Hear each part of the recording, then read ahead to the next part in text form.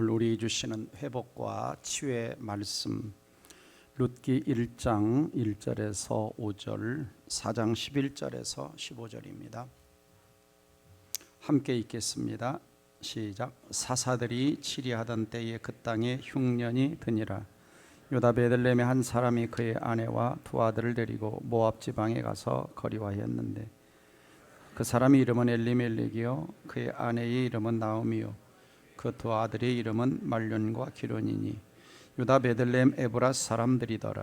그들이 모압 지방에 들어가서 거기 살더니 나오미 남편 엘리멜렉이 죽고 나오미와 그의 두 아들이 남았으며 그들은 모압 여자 중에서 그들의 아내를 맞이하였는데 하나 이름은 오르바요 하나 이름은 루시더라.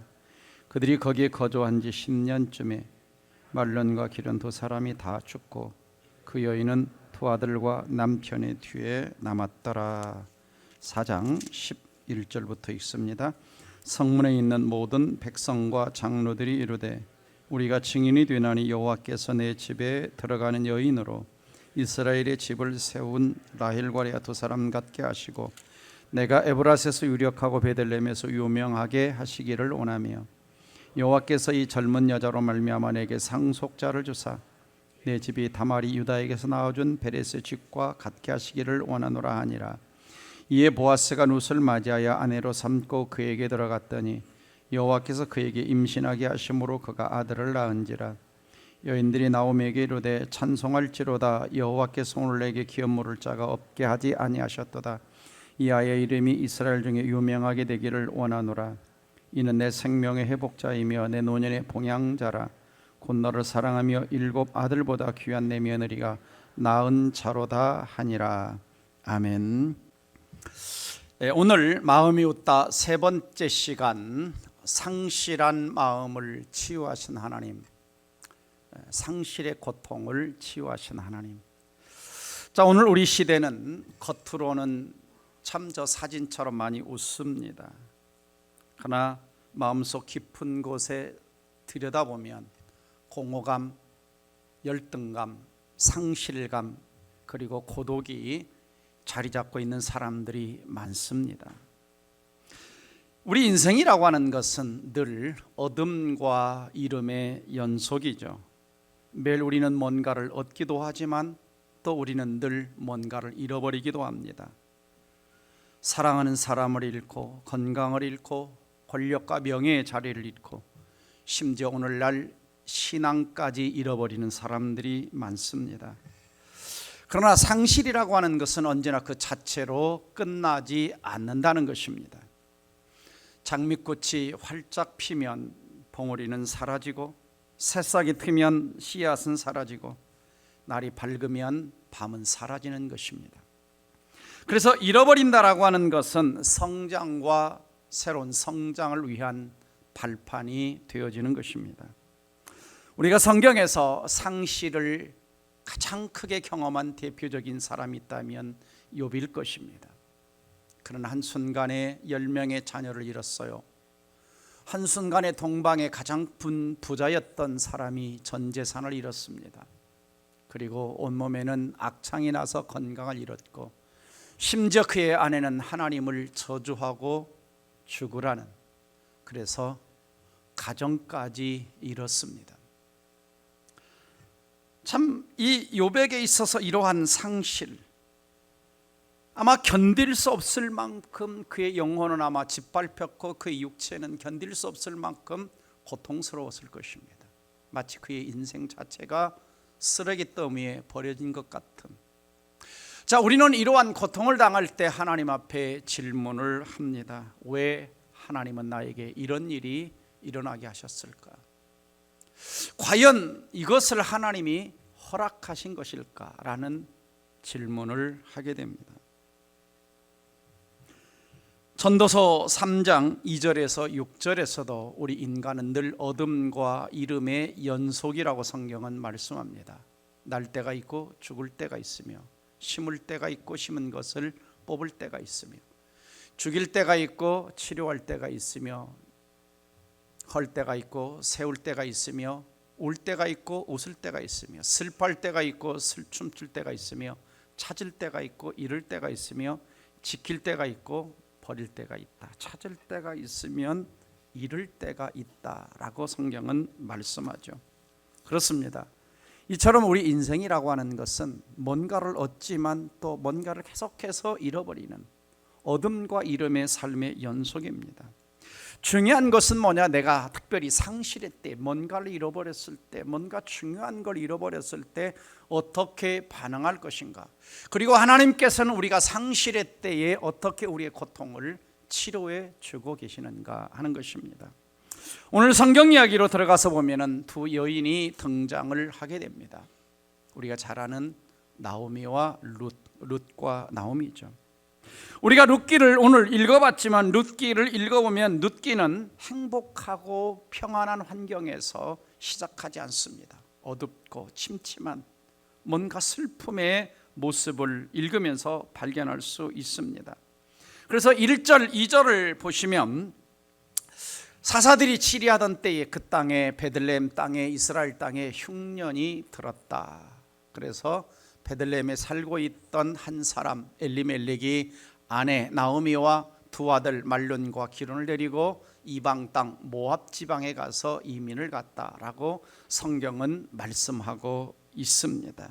자, 이 시대는 어떤 시대냐? 사사들이 치리하던 때.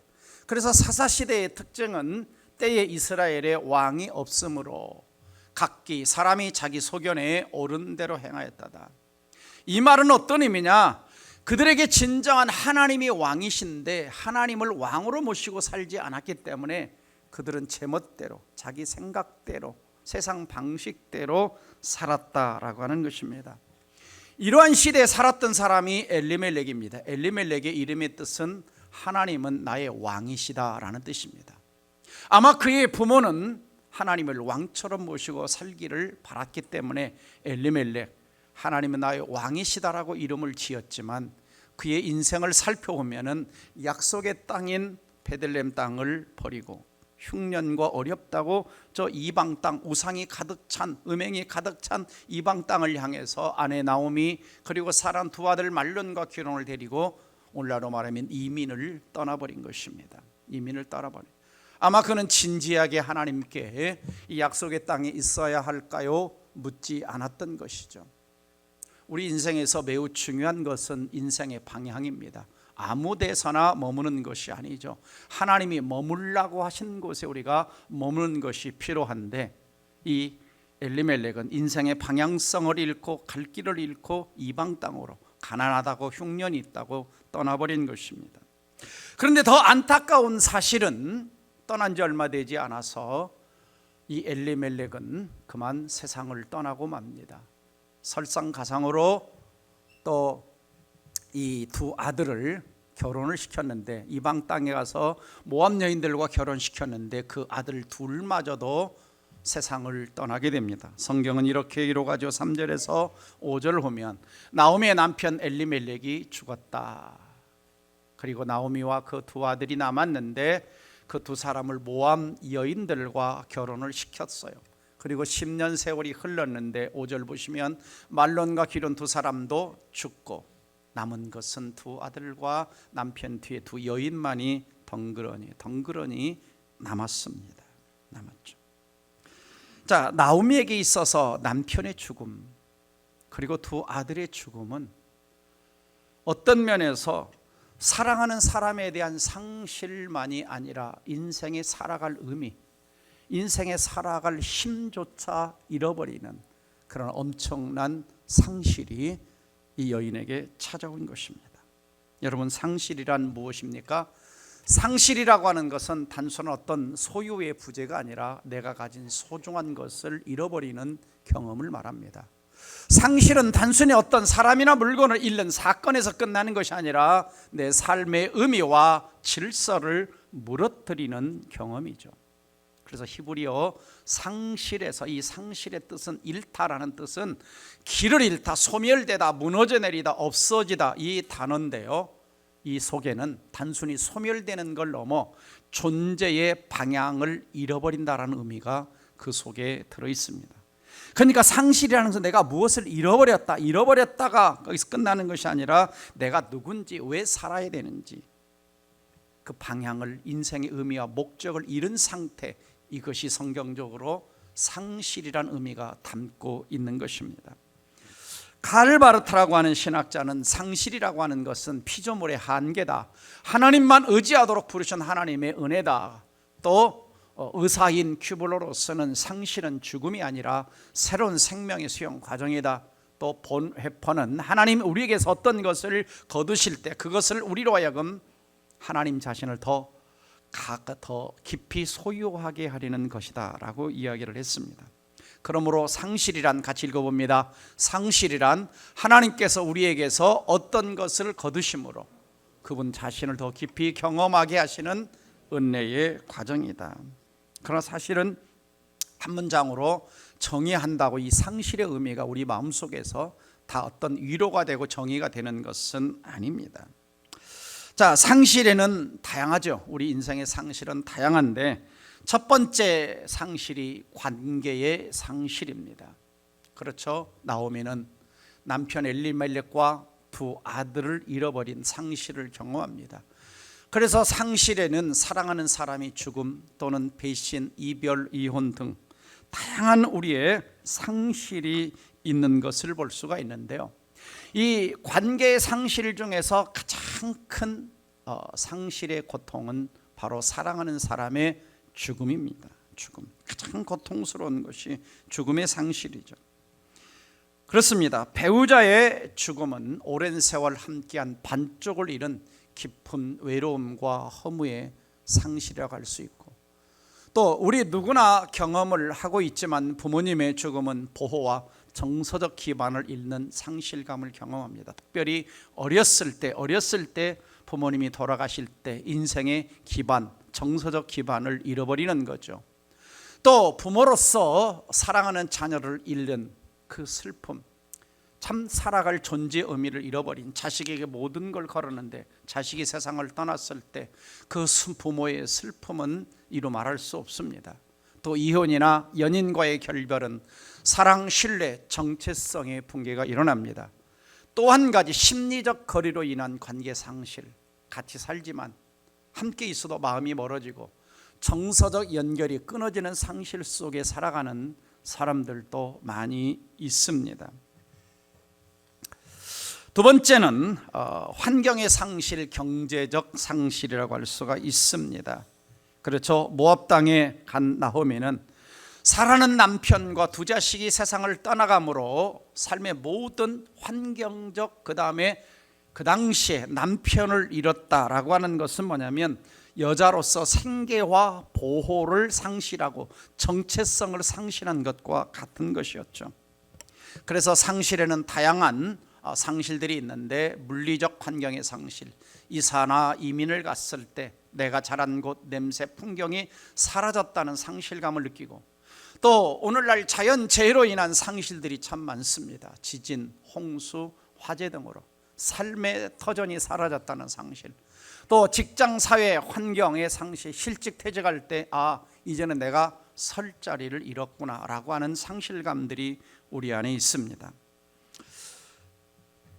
또 한 가지의 상실은 정체성의 상실입니다. 이 정체성의 상실이라고 하는 것은 내가 누구인가라고 하는 걸 잃어버리는 거죠. 나오미는 원래 기쁨이라는 뜻입니다. 기쁨. 그런데 나오미는 고향 땅으로 돌아가면서 나를 더 이상 나오미라고 부르지 말고 마라라고 불러라. 마라란 말은 쓴물, 쓰다라는 뜻입니다. 쓰다. 자기의 기쁨을 잃어버린 거죠. 정체성을 잃어버린 겁니다. 그래서 보통 사람들은 퇴직하거나 은퇴할 때 많은 정체성, 자기의 설 자리를 잃어버리는 것이죠. 그렇죠? 사람들은 보통 자기가 맡은 역할에서 내가 남편이다, 아내다, 부모다, 자녀다, 어떤 지위, 이런 걸 가지고 내 삶이 누구이냐라고 하는 것을 규정을 많이 하는데, 이런 것들을 잃어버렸을 때 정체성을 상실하게 되는 것입니다. 네 번째는 신앙을 상실하게 되죠. 신앙을. 그래서 나오미는 전능자가 나를 괴롭게 하셨다, 아마 하나님이 나를 버리신 것 같은, 그래서 신앙생활의 이 신앙의 상실이라는 것은 내가 그 고통이 너무 클 때 하나님이 나를 버리신 것은 아닌가, 하나님께 버림받았다는 느낌, 이게 뭐냐면 신앙의 상실이죠. 어떤 면에서 이 신앙의 상실은 가장 근본적인 상실이라고 할 수가 있습니다. 더 나아가서 나오미는 미래를 상실했습니다. 이제는 남편도 없어요, 자녀도 없어요. 그 미래에 기대할 것이 아무것도 없는, 꿈도 미래가 다 잃어버리는 이러한 것들을 상실했습니다. 그 외에도 우리의 삶에는 다양한 상실들이 있죠. 건강의 상실이 있습니다. 그 다음에 역할의 상실이 있습니다. 그 다음에 내적 정신적 꿈을 잃어버리고 자존감을 잃어버리는 이러한 상실들이 우리에게 다가올 때가 있는 것이죠. 근데 상실은 상실 자체로 끝나는 것이 아니라 상실에 따라오는 것은 고통입니다. 아픔이죠. 눈물이죠. 상처입니다. 그래서 상실의 고통은 단순한 슬픔을 넘어 때로는 이 존재의 근본을 흔들어요. 존재의 근본을. 그래서 보통 사람들에게 상실이 세 가지 단계를 통해서 찾아오는데, 첫 번째는 상실의 고통을 경험했을 때 충격을 받습니다. 충격. 그리고 그걸 부정하고 싶어요. 이게 정말 나에게 일어난 일인가 좀 인정하고 싶지 않은 혼란을 느끼는. 그래서 이 욥 같은 경우도 이 재산을 잃고 자식을 잃고 정말 머리털을 밀고 옷을 찢으면서 충격에 휩싸였던. 두 번째는 분노와 원망이죠. 분노와 원망. 왜 나에게 이런 일이? 그래서 나오미는 전능자가 나를 괴롭게 하셨다. 전능자가 나를 괴롭게 하셨다. 탓을 누구에게 하고 있느냐? 하나님께 탓을 하고 있습니다. 누군가를, 내가 이런 상황을 당한 것이, 이런 상실을 경험한 것이, 이런 고통 속에 있게 된 것이 누군가 탓, 하나님 탓, 누군가 탓을 합니다. 원망을 합니다. 그러다가 3단계로 넘어가면 체념하죠. 이제 끝났어. 더 이상 소망이 없어.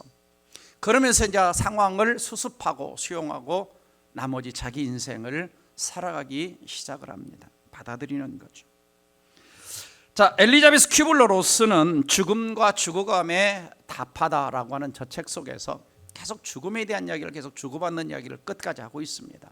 죽음에 대한 다양한 이야기를 저 책 속에서 하고 있는데, 그분은 이제 사람들이 죽음과 같은, 또 살아는 사람이 암이다, 더 이상 살 길이 없다, 이런 이제 진단을 받았을 때 첫 번째는 부정합니다. 그럴 리가 없어. 아니야. 그래서 여기저기 검사로 또 다니죠. 두 번째는 분노합니다. 하필 왜 나인가. 그 많은 사람 중에 왜 나야? 분노하죠. 세 번째는 타협합니다. 하나님 이것만 해결해 주, 이것만 고쳐주시면 타협합니다. 네 번째 단계 가면 우울에 담기죠. 디프레션에 담깁니다. 이제 아무런 소용이 없어. 그러다가 이제 마지막 그 단계가 지나가면 업센터스, 수용을 하게 됩니다. 수용. 이 또한 지나가리라. 그러나 크리스찬들은, 예수 믿는 사람들은, 진정한 믿음의 사람들은 여기서 끝나지 않습니다. 하나님을 예배하는 자리로 나아가죠. 무슨 뜻이 있겠지. 이 고통 속에 하나님은 고통 자체만 주지 않는데, 하나님을 사랑하는 그 뜻대로 부르심을 입은 자들에게는 합력하여 선을 이룬다고 했는데 무슨 뜻이 있을까라고 하나님이 뜻과 섭리를 찾습니다. 그래서 옥하는 목사님께서는 책을 쓴 책 제목이 뭐냐? 설교집인데요. 저 책이 고통에는 뜻이 있다. 고통에는 뜻이 있다. 우리의 삶에 다가오는 모든 상실의 고통, 어떤 고통이니 고통에는 보이지 않는 하나님의 섭리의 손길, 하나님의 뜻이 담겨 있다라고 옥하는 목사님은 이야기를 하고 있죠. 그래서 인간이라고 하는 건 그렇습니다. 고통을 경험하지 않으면 자기 자신이나 현재 나의 신앙 상태에 대해서 깊이 고민하지 않는 습성을 갖고 있어요. 고통이 없으면 별로 걱정 안 합니다. 고민 안 해요. 신앙 상태 걱정 안 해. 그냥 흘러갑니다. 그냥 떠내려가요. 그러다가 어쩔 수 없는 탁 하고 고통이 찾아오면 그때 인간의 한계 앞에서 나는 누구냐? 그리고 하나님은 누구신가? 그래서 하나님을 다시 한번 깊이 생각하게 됩니다. 그래서 기도하지 않던 사람이 기도하게 되고, 예배드리지 않던 사람이 예배드리게 되고, 하나님을 찾지 않던 사람이 하나님을 찾게 됩니다.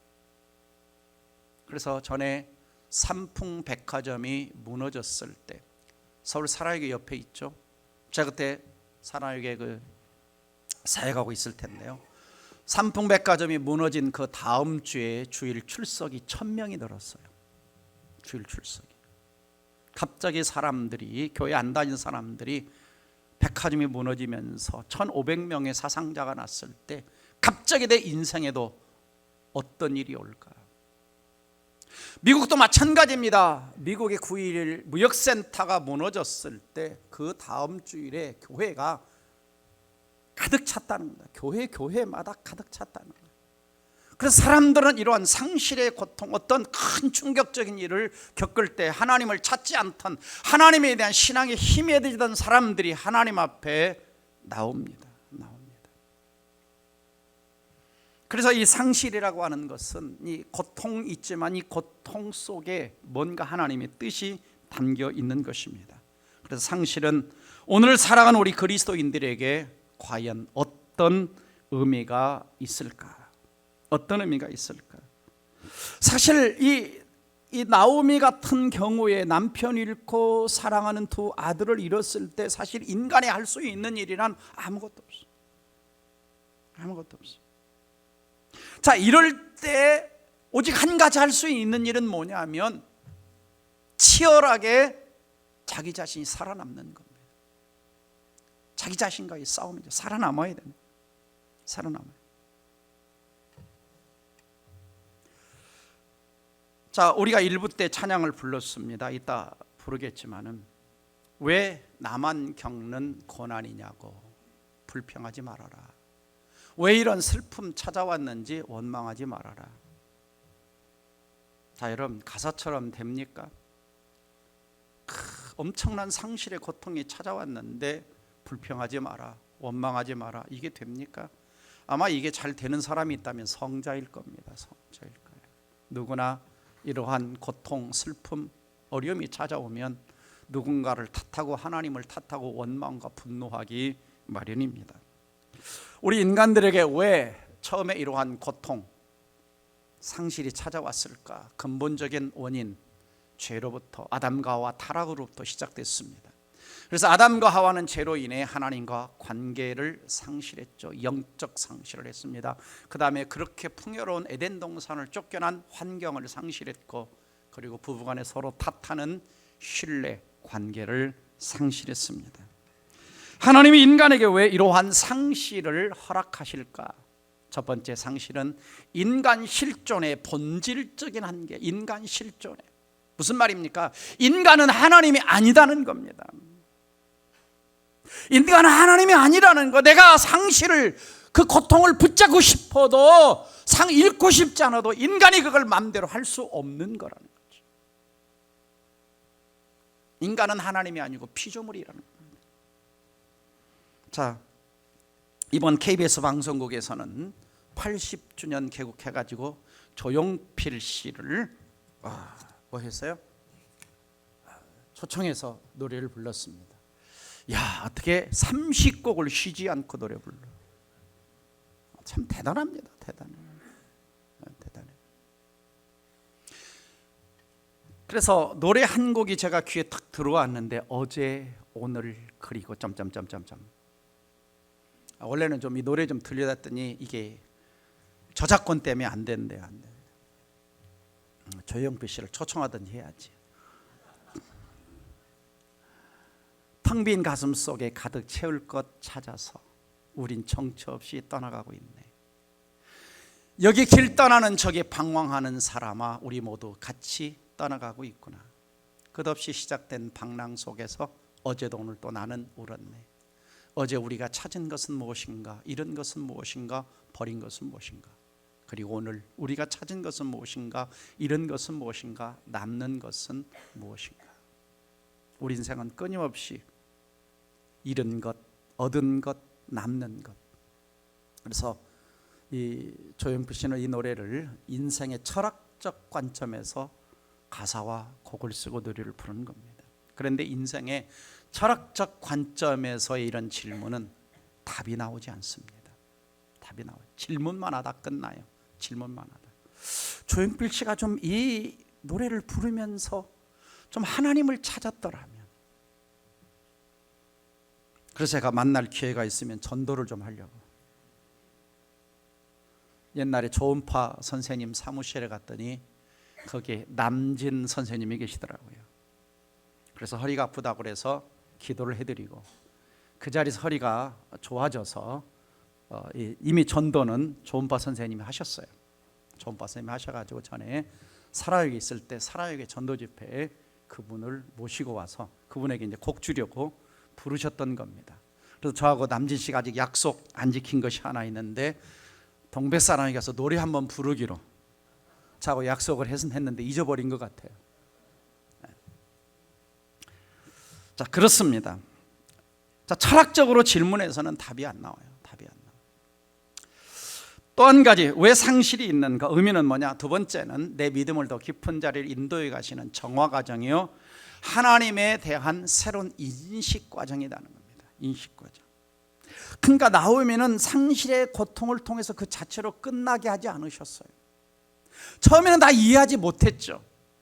룻이라고 하는 여인을 왜 보내셨는지 이해하지 못했죠. 그러나 그 여인과의 관계 속에서 베들레헴으로 다시 돌아왔고, 거기서 보아스를 만나고, 거기서 새로운 결혼이 되고, 그 다음에 장차 오벳을 낳고 다윗이 그 후손에서 오고 메시아가 그 후손에 오는, 다시는 자기 자신은 그 상실의 고통 다 몰랐지만 그 속에서 뭔가 하나님이 일하시는, 하나님을 알아가게 하시는 그런 과정들이 있었던 거죠. 우리가 성경 시편 30편 5절 같이 읽어봅니다. 시작. 그의 노염은 잠깐이요 그의 은총은 평생이로다. 저녁에는 울음이 깃들일지라도 아침에는 기쁨이 오리로다. 호세아 6장 1절 시작. 오라 우리가 여호와께로 돌아가자. 여호와께 우리를 찢으셔서 도로 낮게 하실 것이요 우리를 치셨으나 싸매어 주실 것입니다. 그렇죠. 상실이 끝이 아니라는 것입니다. 상실은 끝이 아니라 하나님이 다시 창조하시는 시작입니다.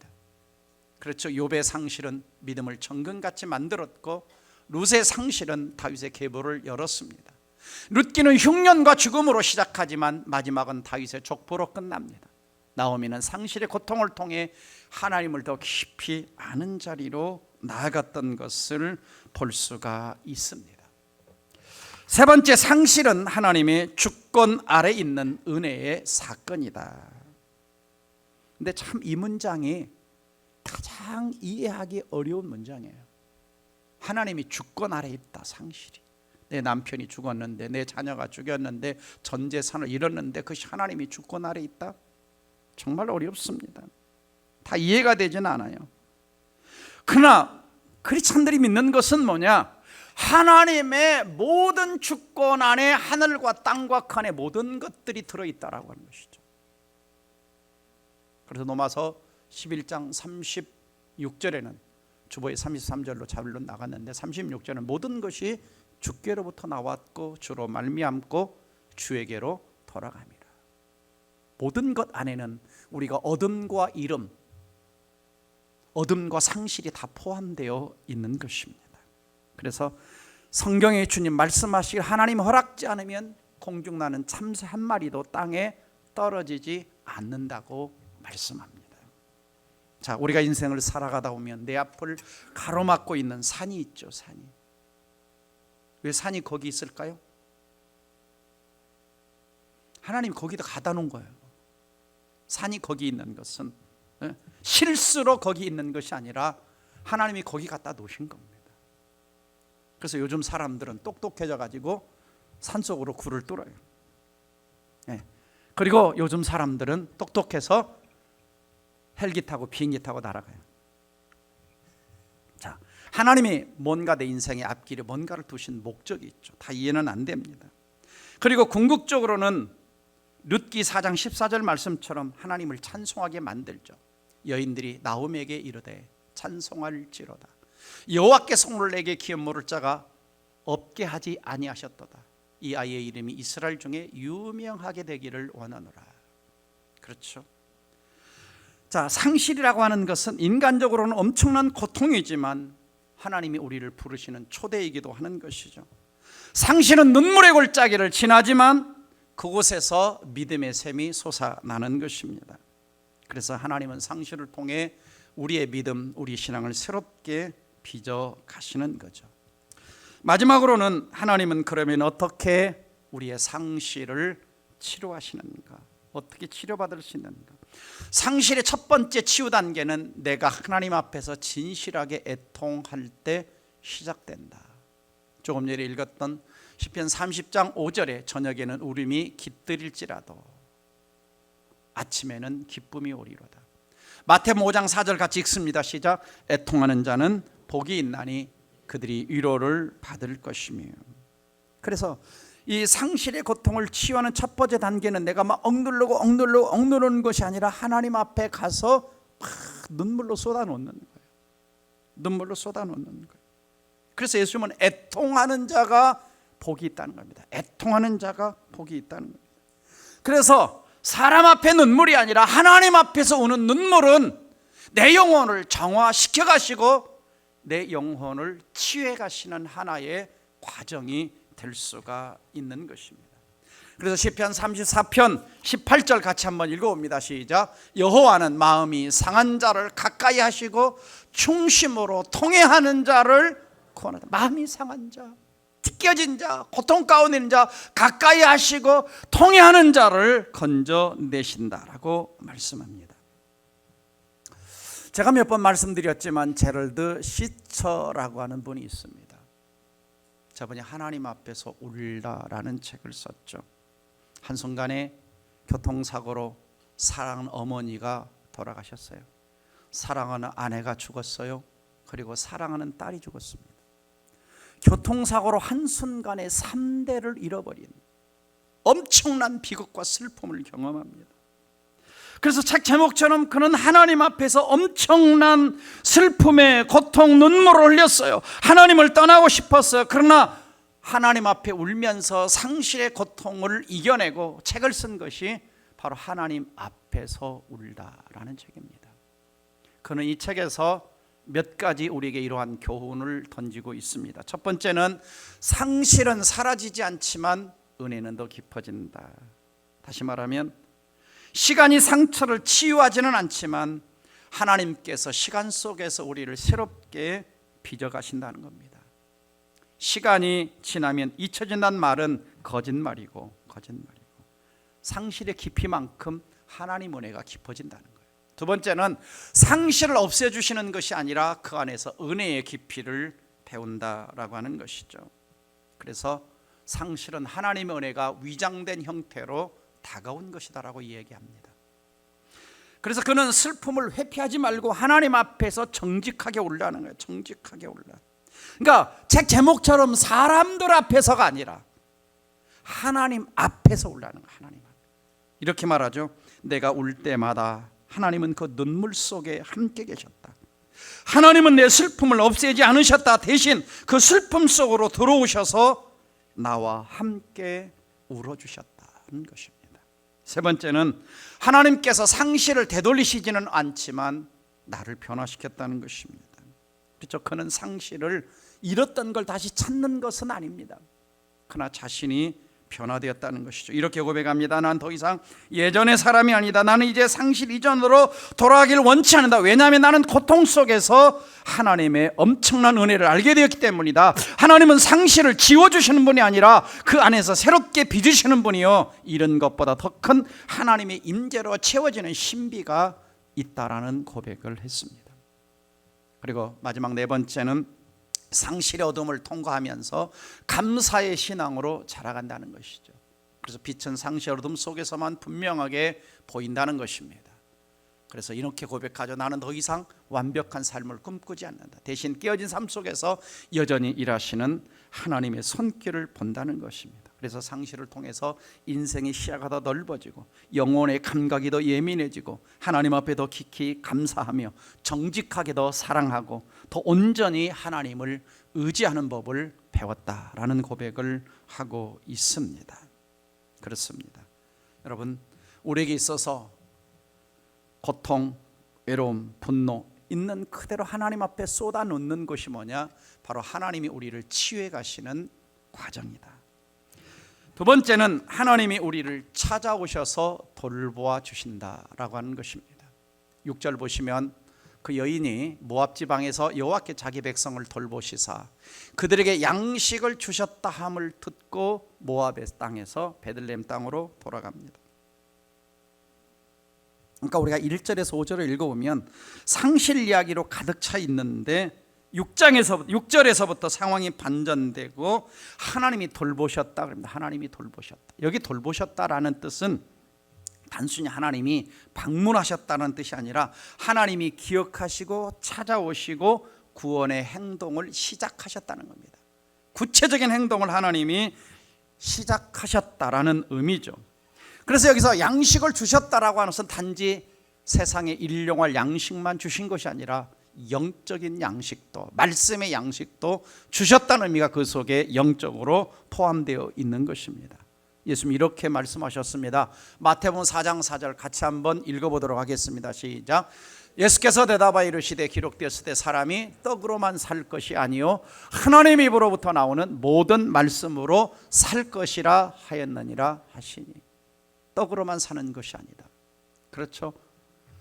그래서 양식을 주셨다는 것은 하나님이 우리에게 오늘날 적용을 하자면 말씀을 주시는 겁니다. 고통의 때에 우리를 하나님이 위로하시는 방법 중에 하나가 뭐냐? 말씀을 통해서 위로하시는 거예요. 왜? 이 말씀은 살아있고 원동력이고 능력이 있어서 우리의 혼과 영과 건조 환수를 찔러 쪼개 마음의 뜻과 생각까지도 감찰하시는 말씀이기 때문에 우리가 상실의 때에 어디로 나가야 되느냐? 하나님 백성들은 말씀 앞으로, 십자가 앞으로 나가서 엎드릴 때 거기에서 우리를 위로와 소망의 메시지를 들려주시는 겁니다. 그래서 성경은 이렇게 말씀합니다. 에레미야 29장 11절 같이 읽습니다. 여호와의 말씀이니라. 너희를 향한 나의 생각을 내가 하나니 평안이요 재앙이 아니니라. 너희에게 미래와 희망을 주는 것이니라. 또 요셉은 이렇게 말을 했죠. 당신들은 나를 헤아려 하였으나 하나님은 그걸 선으로 바꾸사 오늘같이 많은 백성의 생명을 구원하게 하시려니.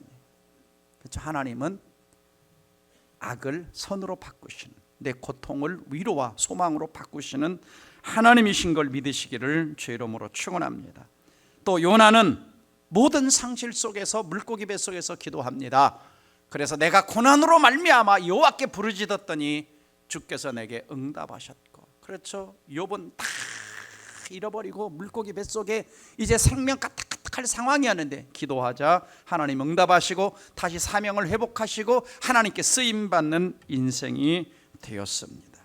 그래서 우리는 상실의 때에 우리를 돌보시는 하나님 앞에 십자가 앞에 엎드려 말씀 붙들고 기도할 때 우리 하나님의 회복의 음성이 들릴 줄 믿습니다.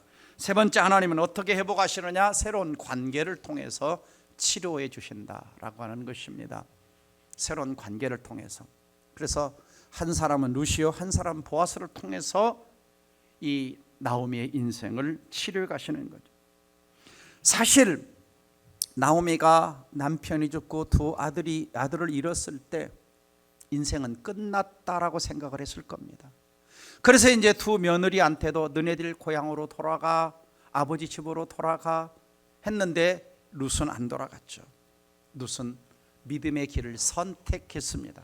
그리고 이렇게 시어머니에게 고백하죠. 룻기 1장 16절입니다. 같이 읽어볼까요? 룻이 이르되 내게 어머니를 떠나며 어머니를 따르지 말고 돌아가라. 강권하지 마옵소서. 어머니께서 가시는 곳에 나도 가고 어머니께서 머무시는 곳에서 나도 머물겠나이다. 어머니 백성이 나의 백성이 되고 어머니 하나님이 나의 하나님이 되시리니. 참 그동안 이 룻은 믿음이 많이 자랐죠. 그리고 이 나오미에게 큰 위로와 힘이 되고 베들레헴 땅에 돌아갔을 때 늘 배고플 때 이 룻은 먹을 것을 갖다가 시어머니를 봉양하면서 큰 위로와 힘이 되어주고 나중에는 또 결혼을 하게 되죠. 그래서 두 번째 사람 보아스죠. 보아스. 그래서 새로운 관계를 통해서 하나님은 치료를 해가시는 겁니다. 새로운 관계를. 그래서 베들레헴에 와서 보아스라는 믿음 좋은 남편을, 좀 나이는 먹었지만 좋은 남편을 만나서 결혼하면서 아들을 낳죠. 그래서 이 보아스는 10아들 부럽지 않은 그 아들 역할을 하게 됩니다. 그렇죠. 그래서 새로운 관계를 맺게, 새로운 관계를. 그래서 우리가 이 상실을 했다고 과거의 미련 속에 계속 머무는 것은 그 속에 그렇게 도움이 되지 않습니다. 이뤄진 사람에 대한 어떤 사랑의 깊이를 더해주는 것은 아니죠. 상실의 고통을 연장할 필요는 없습니다. 그래서 룻기 4장 15절에 이렇게 말씀하고 있습니다. 이는 내 생명의 회복자이며 내 노년의 봉양자라. 곧 너를 사랑하며 일곱 아들보다 귀한 내 며느리가 낳은 자로다. 생명의 회복자다. 노년의 봉양자다. 엄청난 죽은 아들을 대신하는 생명의 회복의 역사가 일어난 것입니다. 그래서 하나님은 새로운 관계 속에 치유와 회복의 씨앗을 심어 놓으신 것이죠. 마틴 루터는 이렇게 말합니다. 나오미와 룻의 빈손은 하나님의 손이 채우시기 위한 준비였다. 그러니까 빈손을 만드신 이유가 있었다는 것이죠. 하나님의 손이 채우시기 위한 준비였다. 그래서 하나님은 이 상실의 공백을 새로운 관계를 통해서 채우십니다. 오늘 옆에 좀 쳐다보십시오. 누가 있습니까? 그 옆에 있는 사람이 룻과 보아스입니다. 오늘 내 곁에 있는 그 누군가가, 목장 식구가, 교회 공동체 안에 있는 사랑하는 그 누군가가, 어떤 때는 목회자가 여러분에게 무슨 역할을 해주느냐, 오늘날 룻과 나오미 같은 역할을 하게 하셔서 다시금 인생을 힘있게 살아가도록 도와주는 겁니다. 그래서 목장에 열심히 나가시기 바랍니다. 목장에 가시면 그곳에 바로 룻과 같은, 그곳에 보아스와 같은 그런 위로자들을, 격려자들을, 내 삶에 돕는 자들을 만나게 될 줄 믿습니다. 그래서 우리도 나도 회복되고 치유돼서 그 누군가에게 위로자가 되어지고, 또 아픈 사람이 있으면 병문안도 가고, 교회 공동체 안에 외로운 자가 있으면 좀 찾아가주고 음식도 좀 만들어주고, 이러한 분들이 되기를 주의 이름으로 축원합니다. 마지막으로 하나님은 더 좋은 새로운 미래를 주심으로 치유하십니다. 그래서 하나님은 상실의 고통을 미래 축복의 씨앗으로 바꾸시는 분이죠. 4장 21절 룻기 4장 21절 살몬은 보아스를 낳고, 보아스는 아까 보아스가 나왔죠. 누구 낳았어요? 오벳을 낳았어요. 오벳은 이새를 낳고, 이새는 다윗을 낳았더라. 그러니까 보아스 아들 오벳은 누구의 할아버지요? 다윗의 할아버지. 그리고 마태복음 1장 가면 아브라함과 다윗의 자손 예수 그리스도의 계보라. 그래서 결국 다윗의 후손을 통해서 메시아가 오십니다. 그렇습니다. 나오미에게 있어서 남편이 죽고 두 아들이 죽었을 때 인생이 끝났다라고 생각을 했어요. 그러나 하나님은 먼 미래에 엄청난 계획을 가지고 계셨던 것을 볼 수가 있습니다. 그렇습니다. 그래서 우리는 룻기 1장을 보면은 울음소리가 들리죠. 슬픔의 울음소리. 근데 4장 가면 웃음소리로 바뀌고, 1장을 보면 장성곡 소리가 들리는데 4장을 보면 축복의 웨딩마치 행진곡 소리가 들리고, 1장을 보면 자녀들이 울고 웃는 소리가 끊어지고, 4장 가서 보면 새 생명 탄생의 웃음소리가 가득 차고, 1장을 보면 모압에 버린 자들이었는데 4장을 보면 베들레헴에서 축복하고 찬송하는 소리가 들리는 것을 우리는 읽을 수가 있습니다. 우리 하나님은 우리 인생을 해피엔딩으로 끝나게 하시는 우리 하나님인 걸 믿으시기를 주의 이름으로 축원합니다. 그래서 우리 하나님은 하나님을 잃은 상실의 자리에 새로운 웃음을 준비하고 계시는 걸 믿으시기를 바랍니다. 그래서 호세아 6장 1절을 다시 보시면, 우리가 여호와께 돌아가자. 우리 여호와께서 우리를 찢으셨으나 도로 낫게 하실 것이고, 우리를 치셨으나 싸매어 줄 것. 이게 누구를 얘기하는 거냐면 메시아를 얘기하는 겁니다. 그러니까 예수님은 오셔서 자신의 생명을 잃음으로 우리를 낫게 하셨고, 우리를 싸매어 주셔서 천국 백성으로 살아가게 하시는 걸 믿으시기를 주의 이름으로 축원합니다. 기도하겠습니다. 사랑하는 성도 여러분, 우리는 우리 앞에 상실이 있을 때 눈앞에 상실만 쳐다보며 눈물 흘리고 분노하고 원망하고 좌절하기 쉽습니다. 그러나 우리 하나님은 찢으셨으나 우리를 낫게 하실 것이요 상하게 하셨으나 싸매어 주신다고 약속하고 있습니다. 우리를 향한 하나님의 계획은 내가 생각한 것보다 훨씬 더 큽니다. 지금 당장에는 내가 상실의 고통 속에 하나님의 미래가 안 보인다 할지라도, 하나님을 사랑의 그 뜻대로 부르심을 입은 자들에게는 반드시 합력하여 선을 이루신다고 약속하고 계십니다. 나의 상실을 하나님 앞에 내어드리세요. 있는 그대로 내어드리면 하나님은 그것을 선으로 바꾸사 축복된 미래를 가져다 주실 것입니다. 상실이 머무는 그 자리가 하나님의 손길을 머무는 재창조의 자리입니다. 눈물의 자리에서 하나님은 우리를 새 생명, 새 관계, 새로운 사명을 시작하시는 겁니다. 나오미와 룻처럼 믿음으로 하나님 앞에 반응할 때 하나님 우리의 눈물을 축복된 미래로 바꾸실 것입니다. 오늘 이 말씀 붙들고 내 상실의 고통을 이 시간 십자가 밑에 내려놓으시고 그 속에 붙잡혀 내 인생이 계속적으로 나락으로 떨어지지 말고 그저 일어서서 정말 새로운 관계 속으로 나아가서 축복 복복된 미래를 살아가는 하나님 백성 되게 해달라고 말씀 붙들고 함께 통성으로 기도합니다. 다 함께 기도하겠습니다.